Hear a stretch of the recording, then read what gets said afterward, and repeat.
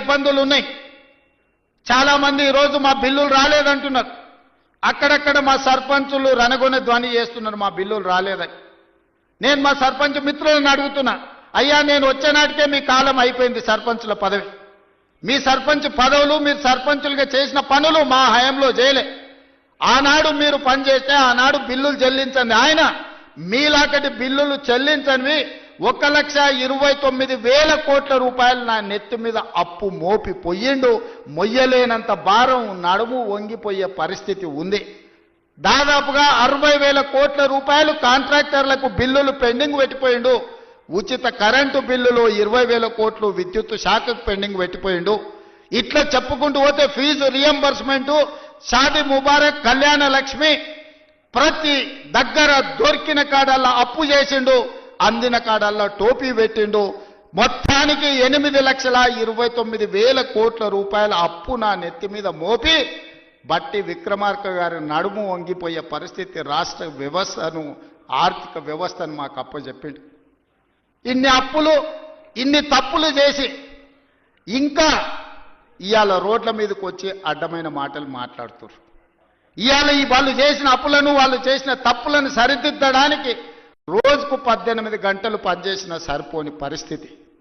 ఈ నేపథ్యంలో ఈరోజు సర్పంచులు ఒక పక్కన ఫీజు రియంబర్స్మెంట్, ఇంకొక పక్కన ప్రభుత్వ ఉద్యోగులకు పాపం 35 ఏళ్ళు కష్టపడి ఉద్యోగాలు చేసి వాళ్ళు దాచిపెట్టుకున్న పైసలు, వాళ్లకు రిటైర్మెంట్ బెనిఫిట్స్ ఇవాళ 12,000 కోట్ల రూపాయలు బకాయిలు పెట్టిపోయాడు. ఎవరైనా నమ్మకంగా ప్రభుత్వం దగ్గర పనిచేసి 35 సంవత్సరాల తర్వాత రిటైర్ అయిపోతే రిటైర్మెంట్ బెనిఫిట్స్ ఇవ్వాల్సిన పరిస్థితి ఈరోజు రాష్ట్ర ఆర్థిక వ్యవస్థ దెబ్బతిన్నది. ప్రభుత్వ ఉద్యోగస్తులకు, ఒకప్పుడు ప్రభుత్వ ఉద్యోగస్తులకు 1వ తారీఖు నాడు రిజర్వ్ బ్యాంకు నుంచి సరాసరి వాళ్ళ ఖాతాల్లోకి జీతాలు వెళ్ళేది. గత ప్రభుత్వంలో విడతల వారీగా ఇన్స్టాల్మెంట్లు జీతాలు ఇవ్వాల్సిన పరిస్థితి నుంచి 1వ తారీఖు నాడు జీతాలు ఇచ్చే పరిస్థితికి మనం తీసుకొచ్చినాం. ఒక్కొక్కటిగా సరిదిద్దుతున్నాం, ఒక్కొక్క వ్యవస్థను ప్రక్షాళన చేస్తున్నాం. ఈ రోజు ఉన్న కష్టాలకు ప్రభుత్వ ఉద్యోగులకు రిటైర్మెంట్ బెనిఫిట్స్ ఇవ్వాలంటే కష్టంగా ఉంది. విద్యార్థులకు, కాలేజీలకు ఫీజు రియంబర్స్మెంట్ ఇవ్వాలంటే కష్టంగా ఉన్నది. షాదీ ముబారక్, కళ్యాణ లక్ష్మిని అమలు చేయాలంటే కష్టంగా ఉన్నది. ఆ కష్టాలను ఎదుర్కొంటూనే, సరిదిద్దుకుంటూనే ఈనాడు ఈ రైతుల కోసం 9 రోజుల్లో దాదాపుగా 9,000 కోట్ల రూపాయలు ఇవ్వాలి. అగ్రికల్చర్ యూనివర్సిటీలో మీతో కలిసి ఈ రైతులకు వ్యవసాయం దండగ కాదు, వ్యవసాయం పండుగ చెయ్యాలి. వ్యవసాయం అంటే 10 మందికి సాయం చేసే వృత్తి.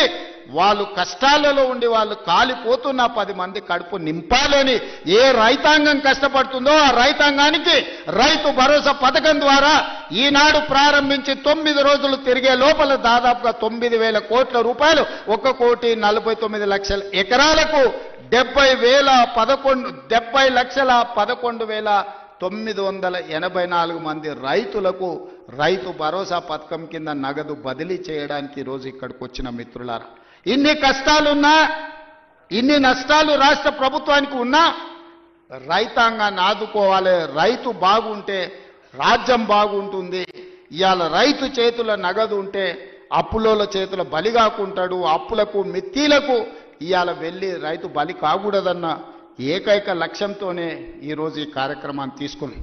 ఇప్పటి వరకు దాదాపుగా రైతు రుణమాఫీ కావచ్చు, లేకపోతే రైతు భరోసా కావచ్చు, అదేవిధంగా వ్యవసాయానికి ఉచిత విద్యుత్తు కావచ్చు, అదేవిధంగా రైతులు పండించిన పంట కొనుగోళ్లు, దాంతోపాటు బోనస్ కావచ్చు, అదేవిధంగా రైతు బీమా కావచ్చు.